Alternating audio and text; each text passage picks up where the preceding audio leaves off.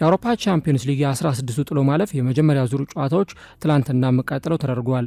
ኢንተር ሚላን ከሜዳው ውጪ ፌኖርድን 2-0 በሆነ ውጤት ሲያሸንፍ፣ ባየር ሚዩኒክ ባየር ሌቨርኩሰንን 3-0፣ ባርሴሎና ቤኔፊካን 1-0 እንዲሁም ደግሞ ሊቨርፑል ፔዥን 1-0 በሆነ ውጤት ማሸነፍ ችለዋል። ሶስት ሀገራት የሴቶች ዓለም ዋንጫን ለማዘጋጀት ጥያቄ ሊያቀርቡ ስለመሆኑ ተነገረ።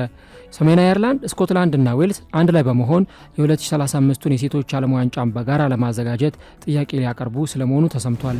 ማንቸስተር ዩናይትድ ማይክ ሜኞን ምርጫው አድርጓል። ማንቸስተር ዩናይትዶች የአንድሬ ኦናናን ሁነኛ ምትክ ለማግኘት የኤሲ ሚላኑን ግብ ጠባቂ ማይክ ሜኞን መምረጣቸው ተገልጿል። ዲሞክራቲክ ኮንጎ ለዓለም ዋንጫ ማጣሪያ ጨዋታዎች ስብስቧን ማሳወቋ ተገለጸ። ዲሞክራቲክ ሪፐብሊክ ኦፍ ኮንጎ ከሳምንታት በኋላ ለምታከናውነው የዓለም ዋንጫ ማጣሪያ ጨዋታዎች ስብስቧን ያሳወቀች ሲሆን አግዘል ቷንዜቤ፣ ማሂሌና ዮሐኔ ዊሳ በስብስቡ ውስጥ ከተካተቱ ተጫዋቾች መካከል እንደሚገኙበት ተገልጿል። አድማጮች፣ የአራዳ የደቂቃ ስብስብ የስፖርት ርዕሰ ወሬዎች እነዚህ ነበሩ።